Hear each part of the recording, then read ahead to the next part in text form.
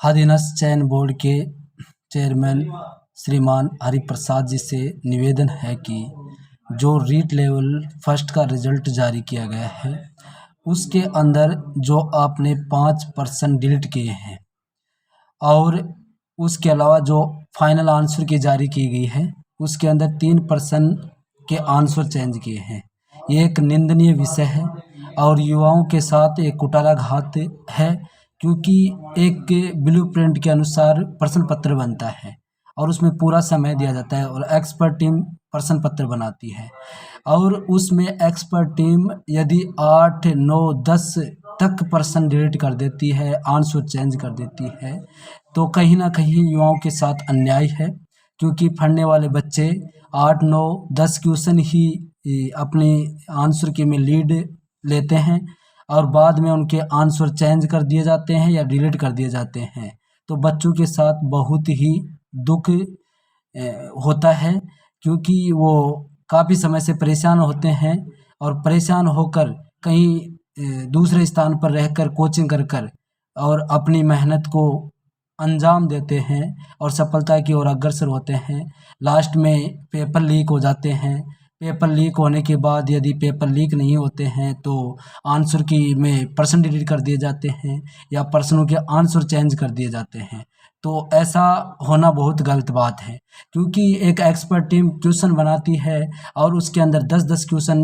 Delete हो जाते हैं, तो ये एक्सपर्ट टीम नहीं हो सकती। ये नहीं मान सकते हम ये एक्सपर्ट टीम है। बाकी आपकी जो इच्छा है वो पूरी होगी, आपके अनुसार होंगे, क्योंकि एक युवा आवाज़ उठा सकता है, युवा की आवाज़ को आप दबा सकते हो, लेकिन युवा कहीं ना कहीं अपने न्याय के लिए आवाज़ लगाता है और एक दिन युवा को उसकी न्याय मिलेगा। क्योंकि युवा का जो वो परेशानी है वो एक युवा ही समझ सकता है। तो बेरोजगार संघ के अध्यक्ष मैं उपेंद्र यादव से भी निवेदन करना चाहता हूँ, जो बच्चों के साथ अहित हो रहा है उस अहित को कहीं ना कहीं आपके संज्ञान में लाओ और संज्ञान में लाकर इस पर बच्चों को न्याय दिलाया जाए। क्योंकि बच्चों के साथ ऐसे ही वीडियो मेंस के अंदर हुआ था, उसमें भी 8% डिलीट हुए थे और उसमें भी बच्चे जो मैट के नज़दीक थे और वो मैट के कहीं ना कहीं बाहर हो गए। उन बच्चों के साथ जो बीता वो मुझे मालूम है, क्योंकि मैं भी उसी ही कैटेगरी में था जिसमें मेरे भी प्रश्न 5 डिलीट हुए थे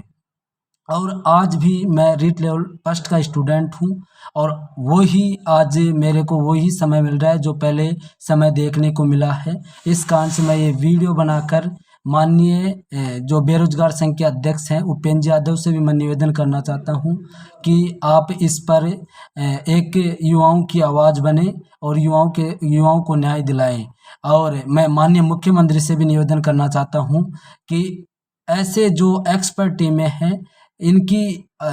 जो नियुक्ति होती है वो एक नियुक्ति का तरीका अच्छा होना चाहिए और बड़े बड़े जो पदों पर हैं उन व्यक्तियों को जो अच्छी डिग्रियां कर रखे हैं, अच्छा ज्ञान है और जो ब्लूप्रिंट का पूरा नियम जानते हैं, ब्लूप्रिंट को बना सकते हैं, पूरा समय दे सकते हैं, उसके अनुसार बनाया जाए ताकि युवाओं को न्याय मिल सके। ये बार बार जो होता है राजस्थान के अंदर डिलीट क्वेश्चन होते हैं। डिलीट क्वेश्चन आप भी समझ सकते हैं कि एक 150% में से 10% डिलीट होंगे तो कहीं ना कहीं बच्चा मैट से बाहर होगा और उसको अहित होगा। एक हो सकता है 1 या 2% डिलीट हो जाए, लेकिन 10-10% डिलीट होना बहुत ही निंदनीय विषय है और ऐसे तथ्यात्मक विषय पर चर्चा करनी चाहिए। काफ़ी समय पहले मैंने एक वीडियो पहले भी बनाया था, लेकिन उसका कोई भी संज्ञान नहीं लिया और मैं हमारे माननीय शिक्षा मंत्री जी बी.डी. कल्ला जी से जब भीमसेन जी के यहाँ यज्ञ हो रहा है विराटनगर के अंदर, यहाँ आए थे, वहाँ भी उनसे मैं मिला था और इस विषय पर उनको अवगत करवाया था कि माननीय